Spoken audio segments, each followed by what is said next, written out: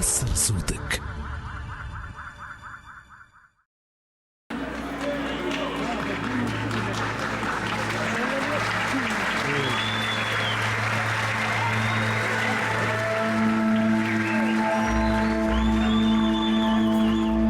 Paix soit avec vous, mes frères et sœurs. Que la paix soit faite en vous, par vous. Alors, lorsque je parle de paix, je parle évidemment de paix intérieure. La paix civile, malheureusement. L'Algérie aussi, je dois dire, sont des pays, la Suisse, j'ai pu jouer régulièrement. Donc c'est vrai qu'il y a dans ces pays une liberté d'expression plus grande que, par exemple, en Thaïlande ou à Hong Kong. Là, j'ai pu observer qu'il y avait une ingérence politique dans la vie culturelle, notamment une ingérence de l'ambassade israélienne, puisque c'est sur les conseils, les recommandations, je ne peux pas dire les ordres, mais en tout cas, c'est avec la pression de l'ambassade israélienne que mes deux spectacles en Thaïlande et à Hong Kong ont été annulés.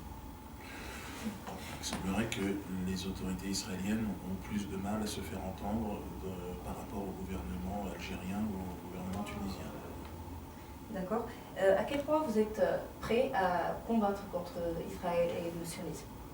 Alors, combattre, moi aujourd'hui je pense qu'il faut tenter de sortir, puisque les armes ne sont pas une solution, la diplomatie non plus, qu'on arrive au moins à mon niveau, par rapport à ce que je propose, c'est d'arriver à rire ensemble. C'est ce que j'ai proposé. Alors il y a des Israéliens qui sont prêts à s'engager sur ce terrain-là. Donc moi je laisse aux politiques le soin d'essayer d'installer une paix durable. J'espère que les militaires n'auront pas à intervenir plus longtemps que ce qu'ils font maintenant. D'ailleurs, de toute façon, on voit bien qu'ils sont dépassés, puisque les façons de se battre, les guerres ont changé aujourd'hui. Ils appellent ça le terrorisme, même si c'est la même chose en fait. C'est toujours les innocents qui meurent dans tous les cas, et des civils souvent. Donc peut-être qu'il est de notre responsabilité, artistes, humoristes, d'essayer de créer du lien. Alors Israël, le sionisme de manière générale, oui, je l'ai combattu, j'ai combattu pendant des années. Je voudrais aujourd'hui tenter, par le rire, de les confronter. C'est toute la difficulté, j'en parle un petit peu sur scène, ce projet de paix, c'est un projet qui est à construire, puisque l'espèce humaine n'a pas connu en fait de période de paix, j'ai l'impression, depuis que nous avons conscience que nous sommes une espèce. Je crois que c'est très difficile la paix, mais c'est notre salut à tous. Ça va passer par des étapes certainement. Je pense que effectivement le sionisme a été un mal et est un mal aujourd'hui, mais pas seulement pour ceux qui sont victimes directement, à l'intérieur même de chez eux, en Israël. Il y a des gens qui lancent des cris d'alarme. Donc il faut tenter, je crois, c'est un petit peu le travail que je fais, moi, d'essayer de trouver déjà la paix intérieure pour pouvoir avancer, et puis essayer de gommer cette frontière qui nous entraîne vers un conflit inexorable et qui va être terrible. Que pensez-vous de la déchéance de la nationalité de Manuel Valls qu'a proposé Manuel Valls? Manuel Valls, vous savez, il est complètement hystérique, c'est un homme... Alors lui, voilà, un homme qui n'a pas d'épaisseur ou d'ambition politique, il suit. Il est dans un projet... toute sa carrière, il la doit, je crois, en grande partie aux attentats, à la terreur. C'est un pur produit des médias, c'est un pur produit du sionisme international. Je pense que, je sais pas, je me suis senti un peu concerné aussi par ce projet, puisqu'il veut absolument, il m'en veut personnellement.